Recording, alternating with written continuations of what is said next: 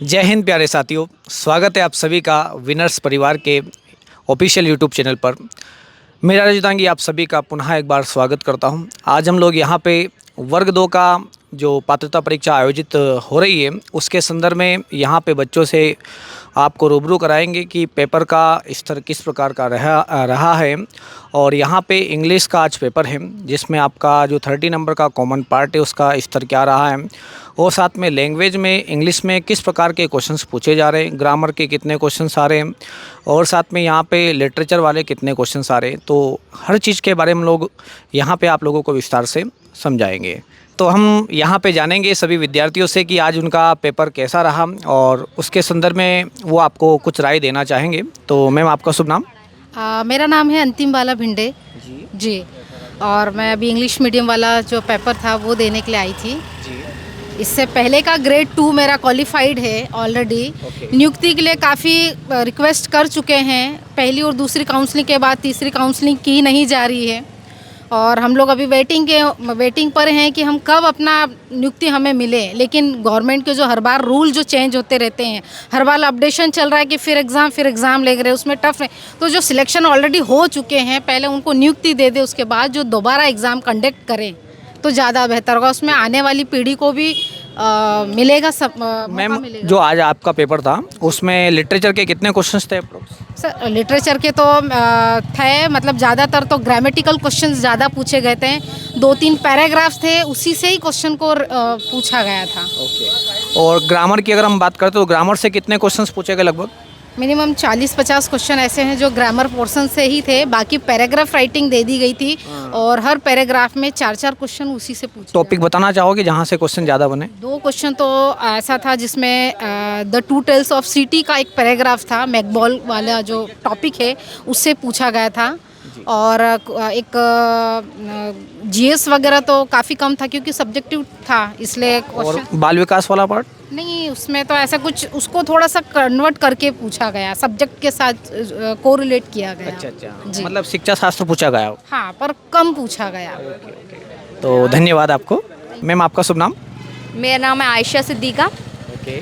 आज आपका इंग्लिश का पेपर रहा, तो कैसा रहा आपका पेपर आज? अच्छा था पेपर। क्या स्कोर रहा आपका आज? 102। 102। तो Yes. आपको बहुत बहुत बधाई हो।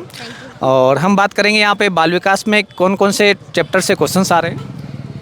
नॉर्मली क्वेश्चंस हैं जो हमने चैप्टर्स पढ़े हैं उसी में से क्वेश्चंस आ रहे जैसे हैं। 1-2 टॉपिक टीचिंग बताना लर्निंग से ज़्यादा Okay. क्वेश्चंस आए और वॉइस वगैरह से क्वेश्चंस आए। वॉइस के तो मोस्टली वॉइस के क्वेश्चंस आए हैं। नरेशन के क्वेश्चंस आ रहे हैं? नहीं, नरेशन के कोई क्वेश्चंस। और एडजेक्टिव में? एडजेक्टिव्स के हैं, नाउन्स के हैं, और आर्टिकल? आर्टिकल्स भी नहीं हैं। आर्टिकल नहीं। तो कुछ टॉपिक बताना चाहोगे ताकि आगामी बच्चों को तो सहूलियत हो सके? जो पैराग्राफ वगैरह था उसमें जो क्वेश्चंस आए संस्कृति के बारे में, सभ्यता के बारे में आए। और जो शेक्सपियर का बहुत ज़्यादा पॉपुलर ड्रामा है मैकबेथ, उसके क्वेश्चंस आए थे जो आपको पैराग्राफ में ही से आंसर चूज़ करने थे। ओके। तो बहुत बहुत धन्यवाद आपको। साथियों, हम लोग आज के विद्यार्थीगण से कुछ और चर्चा हम लोग करना चाहेंगे इंग्लिश के संदर्भ में, और बाल विकास, साथ में हिंदी, और साथ में जो कॉमन पार्ट था उन सभी के संदर्भ में। तो मैम, आपका शुभ नाम?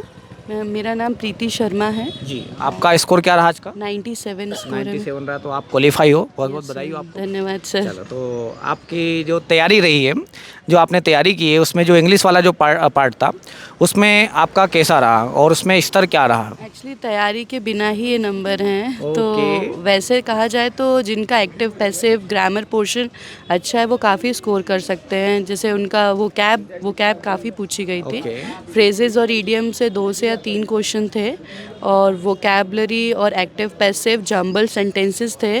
तो मेजरली देखा जाए तो ज़्यादा पुतर पोर्शन ग्रामर का पोर्शन है, और जिनका उन पे अगर पकड़ अच्छी है तो काफ़ी अच्छे से कर सकते हैं वो। और दूसरी चीज़, रीजनिंग काफ़ी इजी थी। और जो 30 मार्क्स का पोर्शन था, पेडागोजी वगैरह, वो बहुत ही मतलब ऐसा था कि आप समझ के लगा सकते हैं।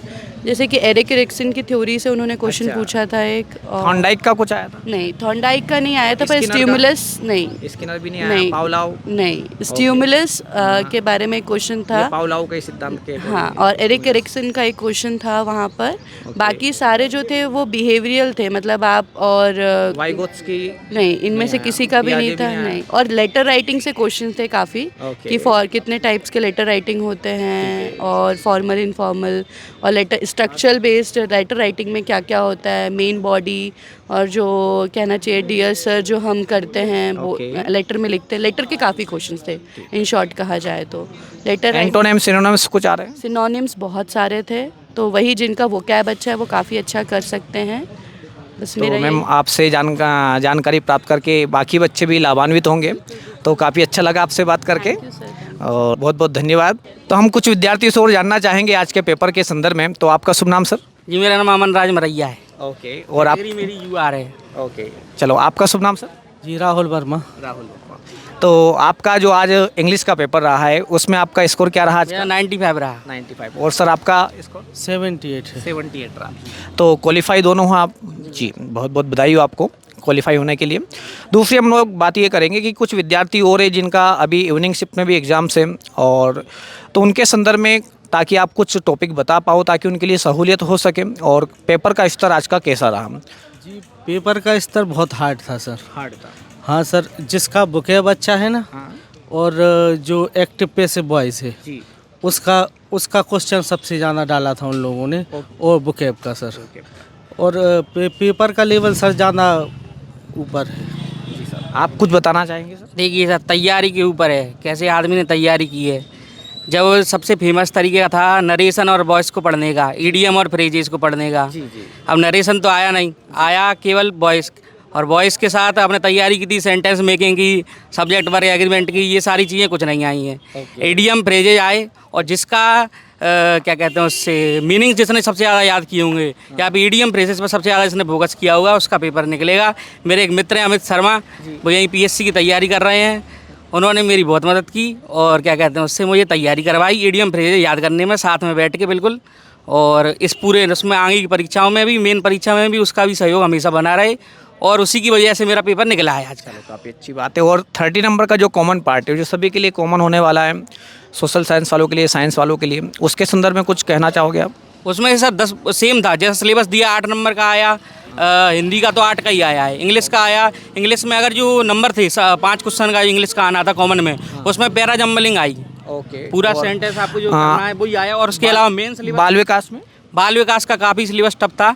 अगर आप तैयारी विकास की तो क्वेश्चन सब बाहर थे। मतलब अगर आप तैयारी करेंगे ऑनलाइन क्लासेस से, तो आपको ही क्या कहते तभी आप क्वालिफाई कर पाएंगे, वरना किताबी आप पढ़ाई करेंगे तो आप बिल्कुल नहीं कर पाएंगे। मेरे लगभग 7 क्वेश्चन सही थे, क्योंकि मैंने बिनर्स की कोचिंग पर से तैयारी की थी। तो हमसे ही पढ़ाई की होगी? बिल्कुल सर। चलो काफ़ी धन्यवाद सब आपको। बड़ा से हमने भी पढ़ा। आपने भी? हाँ सर। चलो काफ़ी धन्यवाद आपको, बहुत अच्छा लगा आपसे मिलके। तो आज हमने यहाँ पे सभी विद्यार्थीगणों से यहाँ पे चर्चा की कि आज इंग्लिश का पेपर किस प्रकार का रहा। तो हम लोगों ने यहाँ पे देखा कॉमन क्वेश्चंस भी बने, और जिनका वोकेब वाला पार्ट बहुत अच्छा है वो बहुत अच्छा स्कोर भी कर पा रहे हैं।